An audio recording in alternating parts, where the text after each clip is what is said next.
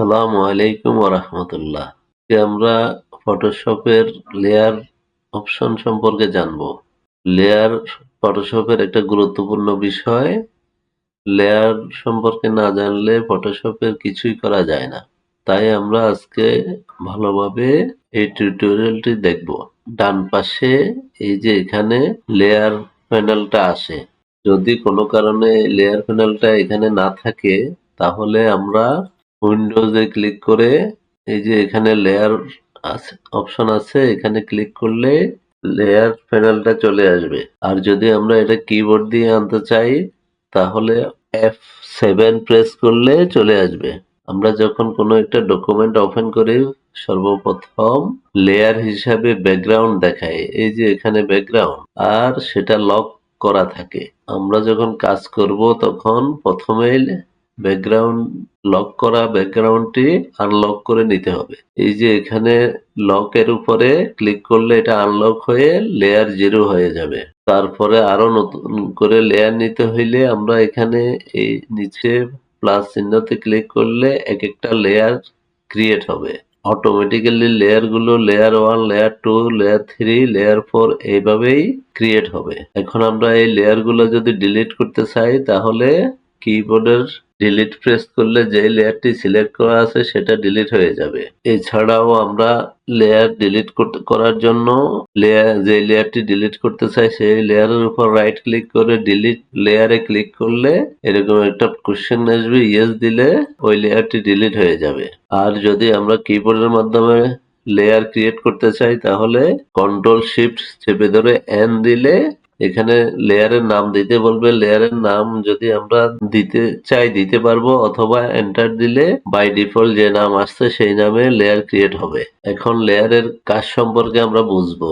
আমরা যখন বিভিন্ন অবজেক্ট নিয়ে কাজ করি তখন অবজেক্ট গুলোকে বিভিন্ন লেয়ারে ক্রিয়েট করলে অবজেক্ট গুলাকে পরবর্তীতে এডিট করা যায়, মুভ করা যায়। কিন্তু একই লেয়ারে যদি আমরা অনেকগুলো অবজেক্ট ক্রিয়েট করি তাহলে সেগুলাকে আর মুভ করা, এডিট করা যায় না।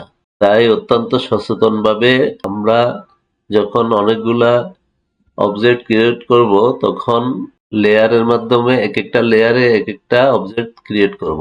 লেয়ার না করে যদি অবজেক্ট ক্রিয়েট করা হয় তাহলে কি হয়? ধরুন আমরা এখানে লেয়ার 0 আছে, এই লেয়ার 0তে আমরা রেক্টেঙ্গুলার ক্রিয়েট করলাম একটা, এটাকে ফিল করলাম, তারপর রেগুলার লেসো টুল দিয়া এভাবে ড্রয়িং করলাম।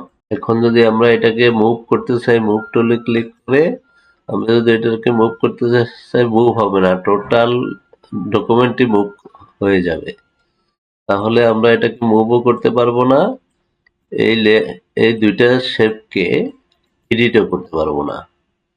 আবার যদি আমরা বিভিন্ন লেয়ারে কাজ করি সেটা আমি দেখাচ্ছি। এখন বিভিন্ন লেয়ারে কাজ করলে কি হয়, ধরুন আমরা একটা নতুন লেয়ার ক্রিয়েট করলাম, কন্ট্রোল শিফট এন দিয়ে লেয়ার 1 ক্রিয়েট করলাম। 1 এ যেয়ে আমরা একটা রেক্টেঙ্গুলার শেপ তৈরি করলাম, ফিল করলাম, তারপর আরেকটা লেয়ার ক্রিয়েট করলাম।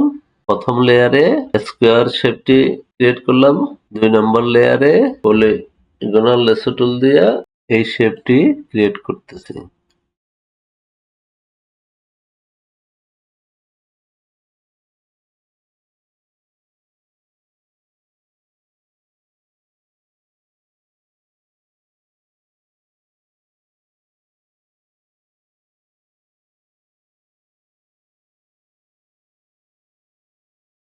ফিল করার পরে এখন আমরা দুইটা লেয়ার তৈরি করার কারণে আমরা মুভ করতে পারবো। এই যে টুলসে ক্লিক করে মুভ করতে পারবো, একদিক থেকে অন্য দিকে নিয়ে এগুলোকে শেপ রিসাইজ করতে পারবো, এগুলোকে আমরা বড় ছোট করতে পারবো।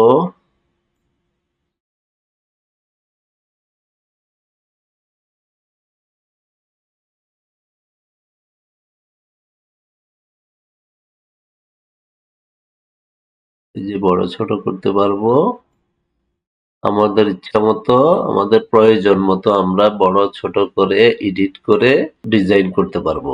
এই হলো লেয়ারের কাজ। আপনারা যদি না বুঝে থাকেন আবার পর্বটি দেখে নিন। আর যদি পরবর্তী পর্ব দেখতে চান তাহলে সাবস্ক্রাইব বাটনে ক্লিক করে বেল বাটনটি অন করে রাখুন। ধন্যবাদ।